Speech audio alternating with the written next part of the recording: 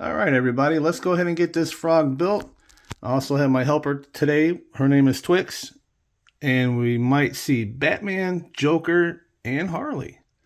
Who knows? We'll see what happens throughout this build. Let's go ahead and get the show on the road and start by step number 1, which is building the chassis.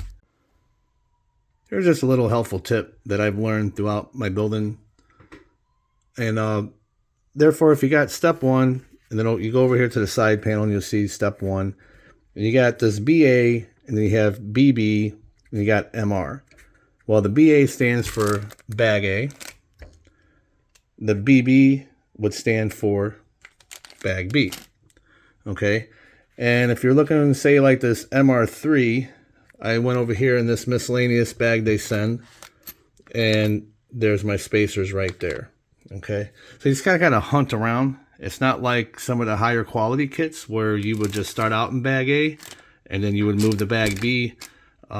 This build reminds me a lot of my Grasshopper build, where you're kind of going through all the bags and opening up a bunch of stuff. This one here, this kit here, so far to me, you have to hunt around for the parts quite a bit. But let's say you get to say this here part where it says C3. Well, you go to your tree and you'll see the letter C right there, and here's our part right there. Then you just take your flush cutters, cut it out, then get all your pieces together. So stay tuned. I'm going to get the chassis built and we will return. All right, as you can see, we have part 1 built, and that's the chassis. I'm going to say the hardest part was getting the 2 chassis parts together, which I found that if you start the front end first and then work your way back, I should say back here to the battery door, I would say that's going to be your best bet. So clamp all this down first, then come up to here, start your screw on the opposite side here, and then just keep this aligned and everything will go together just fine. All right, everybody, now that step 1 is done, let's move on to step 2. Step 2 is now complete. As you can see, just watch your pictures and you can line everything up just fine. Also, you will find those parts in this bag full of silver parts. Also, I did use a 5.5 box end and 2.5 millimeter, which I believe it does come with all the tools in one of these bags. I just don't use them. I use my hobby tools that I have laying around. Just makes it a little bit easier to build. Also, you'll be robbing parts from bag C and I believe bag B, as it says right here. So yeah, let's go ahead and move on to step 3. And step 3 is going to be part of the suspension. Okay, we now have step 3 done. Just don't forget to grease all of your step screws. Right here, you can see this little symbol there. That's your grease tube. And also, don't forget to leave a little gap for the radius arms. As you can see right there, it says to leave a little gap. Very important step. Other than that, this step went along just fine. So let's go ahead and move on to step 4. And let's get, I think this is what the suspension stay. Yeah, it's the suspension stay. We're going to go ahead and get all this connected and we shall return. Okay, step 4 is complete. As you can see, the suspension stays are in. And just remember that this here, that's your grease, not Loctite. This kit does not come with any Loctite, so I don't believe any Loctite's going here. And as you can see, all the points of this tube, this pictured tube, is pointing at the parts that need to be greased. I almost thought that was Loctite. I had to go back through the manual and check and see, but we will not be using Loctite. Sorry about that, because over here in your kit, you will get the Tamiya grease, and then you'll get their anti-wear grease, which they picture clearly right there in step 4, which you'll be lubing here and on the tip of the spring. But again, I'm just using this marine grease for everything. All right, step 5 is done. But let me tell you, that was a little tricky. What I can tell you is I do like all the metal parts on this beast. I'm pretty impressed with this build so far. So yeah, the trouble that I had was getting these 2 bottom pins in. It could get a little messy because you will be using the anti-wear grease. Oops, sorry about that. Where's it at? Oh no, I'm sorry, the regular Tamiya grease, not the tube. You're going to be using, I meant not the tub of grease, but you're going to be using the tube of grease. All right, and step 6 is going to be the attaching the front bumper. Well, that'll be pretty easy. And yeah, let me go ahead and get this front bumper installed and I'll be right back. All right, that was pretty simple installing the front bumper. You're also going to attach a couple screws here and your body pin. That was very simple. And what's very impressive is this reinforcement plate right here. That right there, it almost looks like carbon fiber to me, man. I'm telling you, I am really enjoying this build. Okay, we're going to go ahead and move on to step 7. But instead of using these plastic white bushings, I'm going to install the Team Fast EDDY ball bearing kit, because that's just the way to go, because I have a feeling I'm going to be running this baby. Okay, let's go ahead and start step 7, which we'll be using these 4 steel bearings here.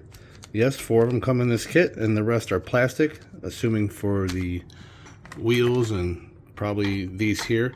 But I do have the Team Fast EDDY bearing kit on the way, and I'll go ahead and continue this build with using these for differential, and we'll move on. All right, step 7 is complete, and I would like to mention that we do have the bearings installed, and I also went with the 50-tooth 18, which is the standard type. I'm not planning on doing any high-speed runs with it, and I don't think it's necessary to have the torque type. But that's just my opinion. You guys put what you want in, but I did go with the 50-18 setup. I also grabbed the Allen screw, I believe out of bag C, just to get this ready to go for the motor. So we'll set this aside over here. And like I said, I may upgrade the motor. I'm not sure yet, but we're going to go ahead and install it anyway when we get to that part. All right. Also, with this C-ring right here, okay. When you install this here in the back, I found that you can use just your fingers to spread it, and then just grab like a small screwdriver or something just to press it in the rest of the way. It was very simple. Pretty much did it all by hand. Okay, let's go on and move on to step 8, and let's get this gearbox installed. Okay, so we have step 8 completed. As you can see, went along just fine, no problems. So we're going to go ahead and move on to step 9, which is the gearbox 2. Okay, well, section 9 is done and complete. The only thing I recommend is that you pay attention, because this is going to be your right plate, as you can see right there, and this top piece is your left plate. And to hold the bearings that go into the spur gear, just put a little grease just on the inside where the bearing is going to drop in there, and that'll hold it. And it's going to be on both sides. I'm going to show you right here. So when you put this bearing into here, just put a little grease there and a little grease on the inside here. Put your bearing, when all this comes together, your bearings will hold and it won't fall inside and fall out, because mine were pretty loose fitting, but it wasn't snug enough to hold. Also with this piece here, which is here, as you can see when you're installing it, it's very difficult because it'll just slip right out of that hole there. So again, I just, around this ring here, as you can see the grease line, I just put a little light grease, and that held it, and I was able to take that whole thing and just drop it right into place. And then it's just a matter of screwing it down. And well, there you have it. So let's go ahead and move on to step 10. Okay, we got step 10 done. It is complete with body mounts on each side. Just make sure you fully tighten them in until they stop. And also don't forget, on this section right here where you put the 4 screws, you got 1, 2, 3, 4. You will be removing them as stated here. You will remove these 2 and the 2 behind it. And these are the ones I pulled out. And you're going to be using a couple of screws this size here, which will go through here, which will tag that side, this side here. And then you'll have a couple of the smaller ones that'll go inside the hole there to lock your differential in. Look at that. Perfect. Okay, guys, let's go ahead and move on to step 11, which is the drive shaft assembly. Okay, step 11 is finished. All I did was it's gonna have a long boot that looks just like this, and you're just gonna lay it on here, and all you're basically doing is cutting these ends off. Okay, so they'll look like this. And then I put a little bit of grease on one of the dog bones to help slide through the center part of the boot. So okay, let's go ahead and move on to step 12. Hey everybody, before I start step 12, I just would like to say I'm using the Team Fast Eddy bearing kit. Part number is 58038, and that will be going in step 12. I did use the 4 bearings that came in the kit, not plastic bushings, when we were putting all this together here. Alright, step 12 is complete. And just a little pro tip, if you take your 2 O-rings for this part here and you lube your dog bone, okay, which I'll show you here. You see your dog bone inside that boot, just put a little grease there and just put your O-ring on top of it. I just put a little extra grease on these O-rings here, and it held, and I was able to push the dog bone through the axle with absolutely no problems. Everything stayed, so you're not fighting it. You know it's going to be true when you fit it in. Alright everybody, let's move on to step 13.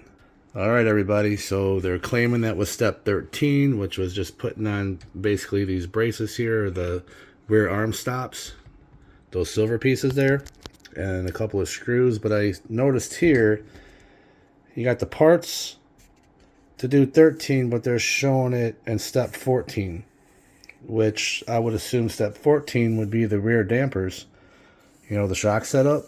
And if you look at 13, it's showing shock parts. So there's definitely an error in this manual. As you can see, these are the parts list for step 12. Then you got step 14, step 13. So yeah, you guys can see that. Unless I'm reading it wrong, I think this manual has a little booger in it. No big deal. We're going to carry on to what I'm going to say step 14, and that's going to be the rear dampers. We'll just use in this column here all these parts included. Stay tuned. All right, well, I did get step 14 done here, and everything went along just fine. So I'm going to go ahead and do step 15 and 16 together and get them installed, and I shall return. All right, everybody. Well, the rear dampers are installed, and all I gotta say is those had to have been the easiest shocks I've ever built from any kit or anything. And they feel like they're really good quality. Really digging the shocks, especially the coming from this kit.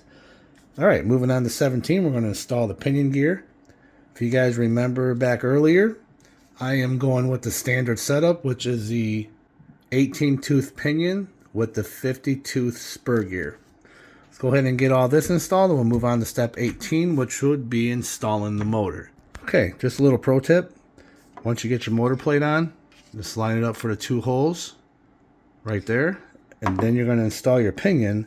And here's a chart right here in the manual where you're going to line your motor up. So just kind of line your motor up and just get a really good idea, you know, just kind of eyeball it and get your pinion to line up with this chart here. And 9 chances out of 10 you're going to be good as gold. You can also see it once you install it. I'll show you that part later, because you want to make sure that this pinion gear is in line with your spur gear. And also I'd like to mention that I usually use Loctite on the Allen screw for these pinions. I did not use any. They did not ask for any Loctite. I don't think this whole manual asks for any Loctite, period. But normally I would, but the reason why I'm not is because I know I'm going to be changing this motor out.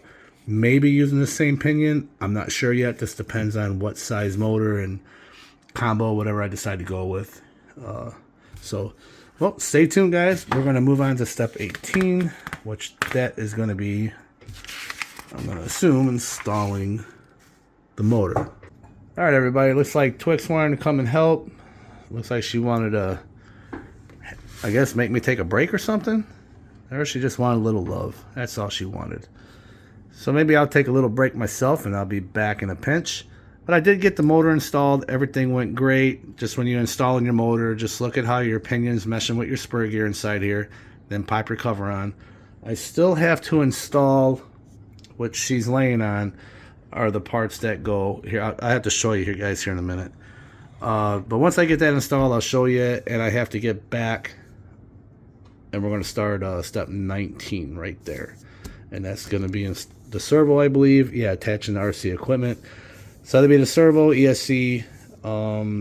So yeah, stay tuned. And yeah, it looks like she's going to be here a while. So I'll just take me a little break. And we shall return. All right, everybody. I'm not sure where I missed this step in. But this is part of installing the servo. As you can see here, this piece comes, well, it's separate, but you have to pinch that in with the frame, as you guys remember in that step. Well, this part here does fit in there. I don't know if that was included in this step. It's not showing it here, like as far as the parts or anything. I just noticed that I don't have a space to mount this servo. So if it goes in like this, there's no place to mount. But it's okay. That's if I missed that step. I'm not sure. But I found the piece, and it does fit. And I believe I might be able to do it with one hand. Just kind of get it in there in the grooves. Sorry, I can't see very well. Let's see here. Okay, here. Let me pause this. I'll be right back. Okay. So as you can see, I do have that part in. Didn't take nothing. Just got to come in on an angle. Just come in before this step right here. And you'll get it right in. Just got to come in like on an angle and then twist and it goes right in. But there it is. Okay. I'm going to go ahead and get this installed. We'll get step 19 finished. And then we'll move on to step 20. All right, everybody. So step 19 is just about done. I just had to get a little creative. I'm not sure exactly if this is the way I'm going to keep this set up, but I do have the ESC installed. The servo is mounted, and I do have the receiver. This is a Fly Sky receiver. This is a digital servo. I'll put all the parts linked down below that I use. And this is the Fly Sky radio I'm using. I believe you can use up to 10 vehicles onto this, and I do have a total of 10 kits, and that was kind of the whole point of sticking with the Fly Sky, because it has been working with the digital servos, and these servos are very well priced. Also, I like to mention that I'm using the Z-Pack 1500 mAh. Yes, it is a 3S. As states here that you can use 2 to 3S lipos, but yeah, probably not a good idea on a can motor. Which, like I said, I'm gonna end up upgrading this. I really love how this build is going. Some of those that are curious, this is an XT connector. I did buy an XT60 to the Tamiya adapter, so this battery works. I actually use this in my Grasshopper and my Grasshopper 2. It works just fine. I do have an upgraded motor on my Grasshopper 2, but we'll get there later. I'm going to go ahead and get this steering servo zeroed out, and then we're going to move on to step 20. I'd also like to mention that I do have a Z Premium Series 5200 mAh 2-cell pack, and actually fits in the battery tray perfect, like absolutely no problems. The only difference is it does have a Dean's connector. This one has a Tamiya connector coming off the CSC. That's no big deal. Like I said, I might be switching all this out, but if I have to, I will put a Dean's connector on here to match this battery. I do have those connectors. I may even consider, instead of running that 3-cell, I would probably run it with this battery pack here to see how it goes. Or maybe both. But like I said, I'd have to switch out this plug to a Dean's connector. I don't want to buy the adapter. I really don't like the extra resistance and all that other good stuff. But like I said, all these electronics are all just temporary for now. All right, so step 20 is done. And again, they got a chart here they could go by. This is all scale. Just match them up and you'll be good to go. All right, let's move on to step 21, where we're going to be putting together the steering servo saver. Stay tuned. All right, everybody, so step 21 is now complete. We installed the center bar here, as you can see right there. As you guys remember that I did zero out that servo. I can always adjust the trim settings and the radio at another time once I get the tires on and get it rolling. But at least it's centered. Got the servo saver on, along with the tie rod links, or the steering rods. All right, let's move on to, oh boy, step 22, the tires. This ought to be fun. Fronts aren't too bad. We'll see. Maybe this won't be too bad. So we're going to go ahead and get the tires out. The wheels. I'm going to get these installed, and we shall return. All right, just a little tip when you're installing the tires, because it can be easily mistaken. I've done this on other builds, but I'm going to clear this up. If you guys notice, the front tires have smaller screws, which is this size, which comes in bag A. So bag A screws will be for your front tires. Now in bag C, that's where all your nuts and screws will be for the rear set. So just keep that in mind. It shows you here what screws to use, so just go ahead and follow the chart here. But on my Grasshopper kit, I did mix them up and I had to redo the whole screws and tires. And another little tip is you gotta be yourself a smaller screwdriver. An easy way to magnetize it so you can pick them up a lot easier. Like say for example, I want to grab the screw, I can just go like that and it holds. You'll know if yours is not magnetized, if yours doesn't do that. Picks them up. And it's also a lot easier if you want to grab a whole bunch of them. Well, I should say with my bigger screwdriver, you can just grab a whole bunch of them and just pinch them right inside your bag when, you know, if you're not going to complete the build or whatnot. But the best way of doing that is to take any kind of magnet. These are my these are my magnetic trays. You just got to just rub the screwdriver across the back of the magnet, and that will magnetize your screwdriver. Let's go ahead. I'll go ahead to step 23. I'll get these rear tires built and we shall return. All right, right off the bat, a little simple trick is do exactly what the directions say. Because my God, I know you guys that deal with these kind of tires and wheels, they can be a pain, but man, I'm telling you, it's so much easier when you start them like that. And once you get them inside there, which is not that hard, you could just rotate it right into the tire like that. And then while I'm here, you just want to take these and line these up, line them stars up the best you can to where the screws and the nuts, everything will fall into place. Very simple, very easy to do. The more kits you build, the more time you spend on them, the easier it gets. I'm learning. This is my 9th kit that I have built, but this is the first one on camera. I really hope you guys are enjoying this, so stay tuned. Let me get these tires and wheels installed, and I will return. All right, everybody, so the rear tires are done, and that was super simple. The best tip that I could give you is when you take those small nuts, I would sink them in all the way, hold it with your finger, just make sure they're lined up flush, then run your screw in there, and just snug them until you get them all in, and then go ahead and tighten them down. Man, that was super easy, super simple. I'm going to go ahead and move on to step 24 and step 25. But in this step 24, I am going to be using the Team Fast Steady bearings again.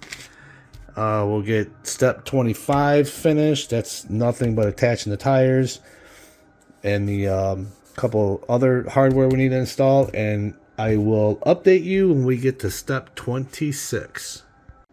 All right, everybody. So we have the battery installed. Like I said, I'm just going to go ahead and run that 3S. It fit in there perfectly. There is a gap, as you can see, between the battery door, which I will fix. But this fits so snug, it'd be great for a test run. And this battery, this 2S battery, does fit perfect. which I will redo the connectors depending on how we go. So it's all up in the air. But our next step is step 27, and that's going to be installing the driver and these antennas, which I'm not sure I'm going to use. I will install it for this build. You need these 2 screws here. But here, I gotta get it painted, and these are going to be all hand painted. I'm not going to use any decals, maybe one on the helmet, depends on when we get to that step.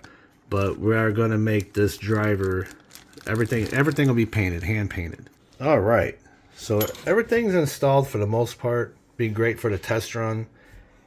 I'm going to go show you guys the steering. Nice sharp steering.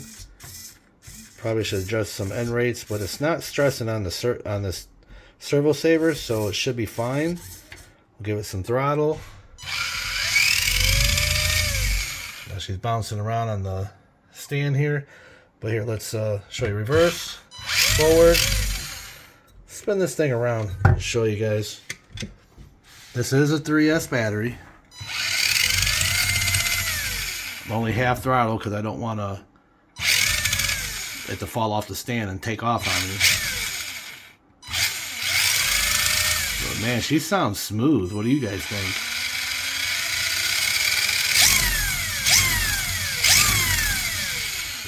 Not too bad for a stock motor. All right, so I'm going to show you guys another test with these cheap servos. Very cheap. I buy them in a 4-pack. They're not very expensive at all, and they're digital servos and they work great. So I got all the weight on the car, minus the body, of course. I mean, that's not bad. You know, that's under its own weight.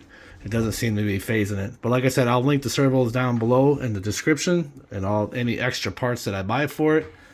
So stay tuned. I'm going to go ahead and get the rest of this done. All right, so step 27 is complete. And my lovely wife had hand painted the body, the driver, the pods, everything. So look at that. Man, no decals at all for this. I'm super impressed. I love her strategy and how she paints. I can never do this kind of quality work. My eyes just don't work that well. But being this has to sit over here and dry. Oh, just a little tip. Leave all your items on the tree when you're painting, because it just makes it easier. I gave her that trick because before I was taking them off, putting them together, she'd paint them, and found out that it's easier just leaving them on the tree. So yeah. So my job here is to paint the body and the wing. So I'm going to take my scissors here and go ahead and trim this body out, get it painted, and I'll be back. And I do apologize, I am not doing box art. I will use the decals, but I have a different paint in mind that I want to do. Just want to try it. It may turn out good, it may not. And if it doesn't, I can always order another body and do box art just like my other kits. So okay guys, stay tuned. I'm going to get step 28 done. All right, well I got the body painted and I really hope you guys like the colors I chose. Just use the body reamer, an X-Acto knife, and some latex scissors. So what I did is, I'll show you the body. I also had trimmed out the windows. Not the greatest trim job, but it'll work for now. This is going to be my basher body, but as you can see, I think it turned out great. And I did not pull the film off yet. I'm going to wait till the end of this video when we go take this thing out for a test run and show you guys the actual color and also in different lighting.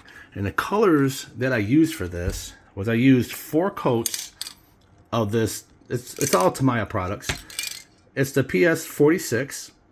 It's the iridescent, the purple and green. Like I said, about 4 coats on that. And then I took this TS45 pearl white. Then I backed it with that. And for the final backing, I used the PS1, which is this regular white, as you can see here. But yeah, I don't know how well this lighting is doing, but you guys can see, you know, you get the tint of green, you get the tint of that purple. And I just think that they'll go good with these decals, I think. We'll see. This is a basher body. I can always get another body to do the box art like all my other kits are. But hey, I got a question for you guys. When you cut this out and you get a rough edge, what do you use to trim that out to make it nice and clean? I mean, I do have a Dremel tool here, but I don't think I got the proper bit for it. All right, so the body is installed. I used some double-sided sticky tape to fasten him down. And as you can see, I do have the flags installed. Now, if you're running the old school receivers, you would take that long antenna wire and you would just wind it up through one of these. And but here, this is all just temporary. I do have a 2.4 gig system in here. It's all updated stuff, so I won't need to run any special antenna tubes or anything like that. And this is, like I said, this is all temporary. I do want to modify this frog. Everything in here you see came with the kit, including the ESC and the motor. The servo here, like I said, I'll link that down below. But man, this build just turned out awesome so far. Okay, stay tuned because I'm going to show you the completed body. All right, everybody, this build is complete. What are your thoughts? Leave a comment down below. I'm hoping that you guys can see that pink and that green popping through that pearl white. Also, the decals are box art, as you can see there. It's just I don't have the pink here. I decided to flip the pink within the body. So yeah, this thing is going to be running on 3S with the factory setup. The ESC is compatible for it. And also, stay tuned for the very next video when we go to take this thing out for a rip. Thanks for watching, everybody, and have a great day.